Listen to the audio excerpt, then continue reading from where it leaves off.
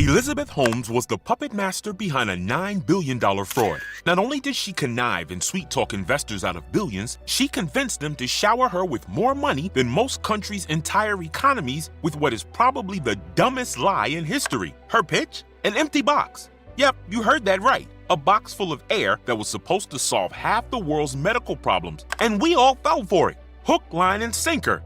Elizabeth is proof that you can do just about anything if you believe the lie enough yourself. Here's the story of Theranos, the biggest medical fraud in history and the woman behind it.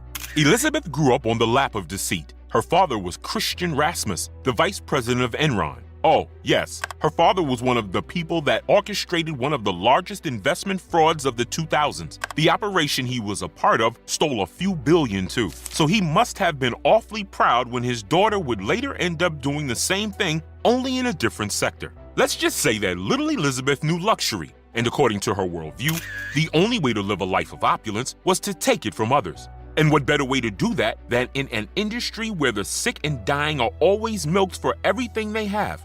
I'm referring, of course, to Big Pharma, but let's not get ahead of ourselves just yet. Back to Elizabeth's upbringing.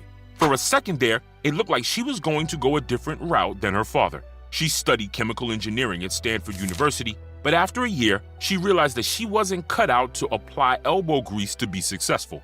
Upon dropping out, she traveled a little overseas, and given her father's connections, Elizabeth was always in good company. Now, this isn't the Hollywood elite I'm talking about. The tech investment and Wall Street circles are deeply intertwined, and the big dogs here work with money that even A-list movie stars can only dream about. We're talking highly intelligent and very sophisticated people who are connected to every industry that runs the planet. Elizabeth realized pretty soon that she didn't just want money. She wanted fear and respect. She wanted to be a god, and to do that, she needed to reinvent herself. Lucky for Elizabeth, she already had a muse in mind, the person she admired most in the world, Steve Jobs. Not only was he one of the richest men on earth, he built his empire from the ground up with his brilliance, and people held him in this kind of awe-inspired reverence. Elizabeth didn't just like his story, she wanted to emulate everything about him, down to his black polo neck shirts. She dressed like him, changed the tone of her voice to sound less feminine, and adopted an air of superiority.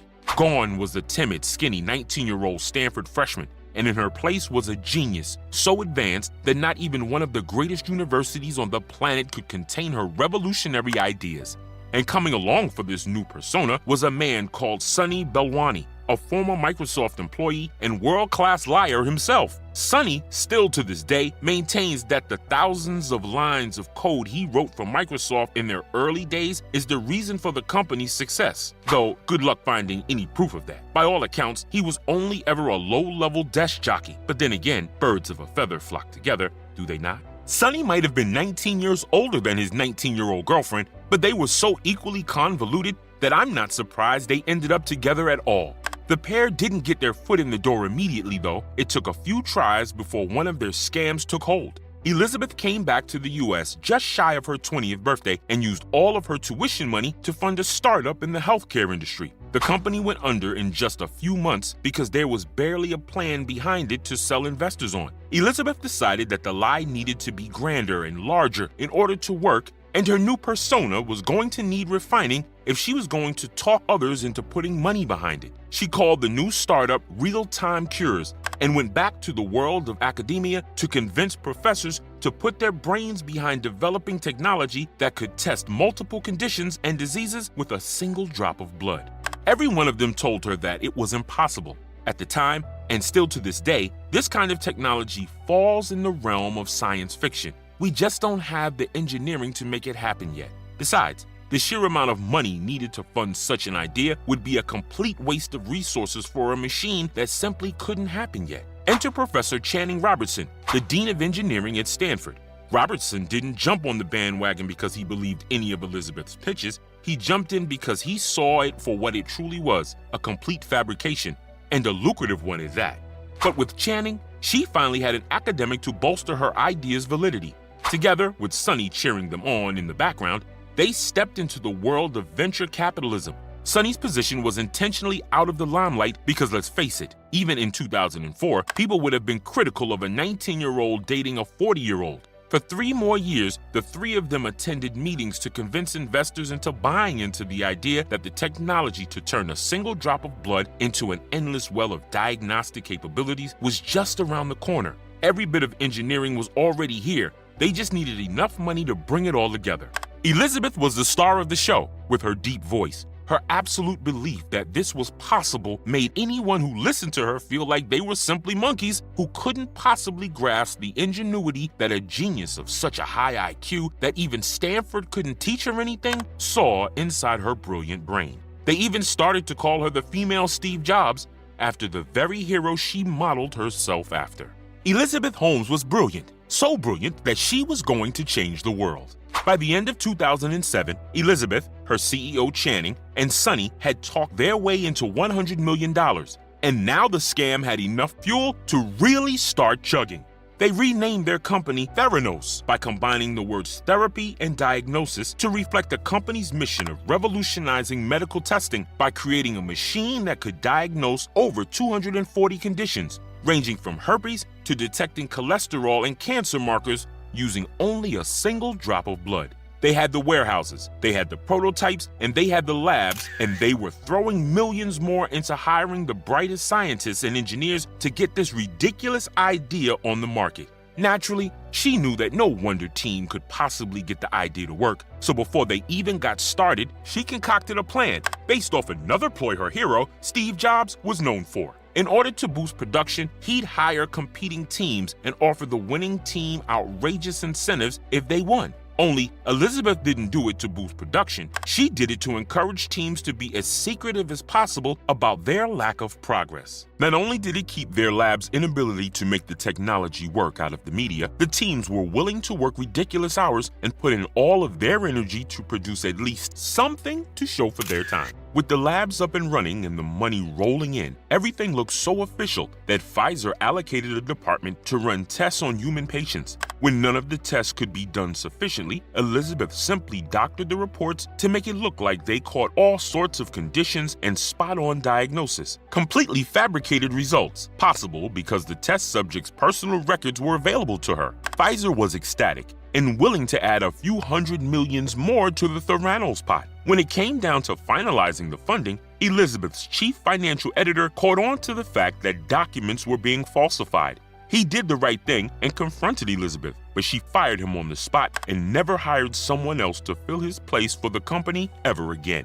With Pfizer on board and several major chain stores like Walgreens already circling the startup with the hopes of putting this machine in their locations, getting a superstar board of directors to buy into the venture wasn't hard. Now remember, Elizabeth had a machine that hadn't diagnosed a single disease, virus, or condition yet. Between separate teams who had no idea that the other was nowhere closer to getting it to work, an entire board, and the world's largest pharmaceutical company, no one bothered to run those test trials again. No one thought to double-check the paperwork. Every single person just assumed that an operation that had labs with multiple highly educated professionals, fancy offices, and major investors just had to be a huge enterprise that was going to flip the world of medicine on its head. Surely no one could run an operation so professionally on nothing but an empty box. That would be ridiculous.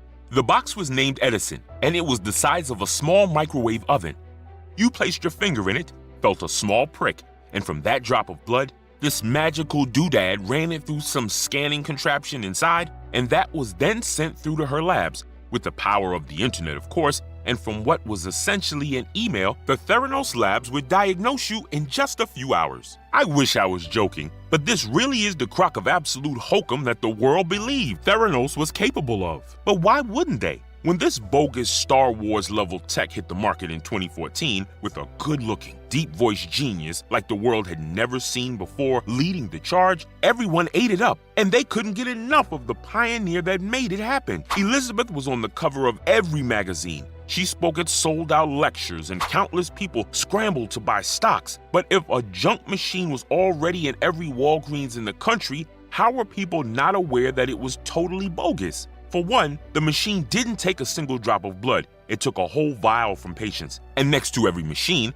a nurse was stationed. She'd collect the vials at the end of the day, take them to Theranos labs, and they'd be manually tested, just like every other blood sample is tested to this very day. And the results of those tests didn't come back in a few hours. It took weeks. Again, just like any other regular blood test would. Only now, you didn't have to go to a hospital to do it. You got to do it in your local Walgreens, where hundreds of people walk through every day. The vials aren't properly refrigerated, and a billion different contaminants make their way into your sample. To make matters worse, the teams back at the labs that were now running regular tests on tainted samples were horribly overworked, causing them to make an inordinate amount of mistakes during the process. When her board, investors, or her scientists started questioning the operation, Elizabeth dialed her obsession with Steve Jobs up to 11. She read that he scheduled financial meetings only on Wednesdays, so she made it a rule in her company too. She poached some of Apple's employees and made all of their branding minimalistic just like Apple did. Her house and all of her office buildings were all designed with minimalism in mind, just like Jobs preferred. She had an extensive collection of newspaper clippings and printed out articles of Apple's founder neatly organized in files that she browsed through nearly every day. If Elizabeth couldn't talk her investors' suspicions down, then she fired them. The company was starting to make headlines for its constant conveyor belt of discarded employees that kept rolling out, and everyone who was working for the company knew that if they wanted to keep their jobs, they shouldn't be asking questions at all. Your job was only secure as long as the boss was in good spirits. Back when they started this whole shebang, Elizabeth made sure to always keep 50% of the company in her name, ensuring that she had the most say in final decisions. This is largely part of the reason that she was able to keep the ruse going for 4 whole years. By 2018, Theranos was worth $9 billion, but that was all about to come crashing down with a single article. John Carreyrou, a reporter for the Wall Street Journal, found an insider that confirmed his suspicions. Not only was Theranos using traditional methods to test samples, they were doing all of the things that they advertised they wouldn't do, like taking entire vials of blood at a time instead of a drop. Hell, the machine wasn't even drawing blood at all. A nurse was doing it manually. The testing was taking weeks to complete, and to slam that nail into the coffin completely, he proved that most of the results were wildly inaccurate anyway. In one article, Carreyrou managed to prove everything that multiple people had failed to do. He proved that Theranos, the Edison box, and Elizabeth herself were all built on a complete and utter lie. Overnight, Theranos went from $9 billion to zero. Every investor pulled out. Walgreens took the Edison box off the floor, and all of the board members resigned with immediate effect, leaving only Channing, Sonny, and Elizabeth standing in the middle of a crashing house of cards. The proceedings started in 2018, and Elizabeth, once the main speaker at TED Talks, had discarded her Steve Jobs costume. Gone was the sleek and confident self-made billionaire. In her place was a mousy-haired, innocent-looking woman who didn't look like she belonged anywhere near a board meeting. Sonny and Elizabeth turned on each other the moment the kitchen got hot. She claimed that Sonny used his seniority to groom her into her public persona, that he put her on diets, chose her wardrobe, and micromanaged every appearance she made to the public. According to her, his total control of her was designed to overwhelm her so much that she wouldn't see the obvious failures in the product. And to keep appearances up, he orchestrated insane competitions between labs, told her to fire everyone that posed a threat, and he wrote or coached her through every single public appearance. Over the 4-year course of legal proceedings, Elizabeth revamped her image yet again. She married the son of a hotel magnate in record time and suspiciously got pregnant when she was slated to take the stand. Because nothing gains sympathy from a jury like a pregnant mother on the verge of emotional distress. She constantly halted proceedings on the basis of caring for her children or citing medical emergencies brought on by the stress of the trial. When this line of delay started to lose its edge, she claimed to have suffered a miscarriage due to the trial stress, only to deliver a healthy baby a few months later. But in the end, Elizabeth and Sonny were proven to be equally culpable for this massive scam. They were found guilty of fraud and conspiracy to commit fraud in 11 different counts. She got 11 years, and Sonny received 12. Sonny, it seems, did have a bigger hand in falsifying results and doctoring records, as was previously thought. Predictably, this whole circus of a trial caused a media frenzy, and the scandalous affair inspired a pretty good TV series based on the multi-billion-dollar disaster that was Theranos. Elizabeth won't leave prison until 2032, probably earlier for good behavior. There's no doubt that everything about Elizabeth is as reliable as a chameleon standing on a rainbow. Like so many other of the most successful fraudsters of the last century, her success lies not just in how well she could talk anyone into believing the lie, it lies in the fact that she managed to tell it so well that she even started to believe it herself. Elizabeth is proof that if you can physically embody the con on the outside and preach it like a religion through your every word, then you can make yourself believe it. A little bit of confidence, a new wardrobe, a good dose of bullying tactics, and no morals can go a long way to making others believe you. And a hell of a big set of balls to pull it all off, that's for sure. Or what do you think?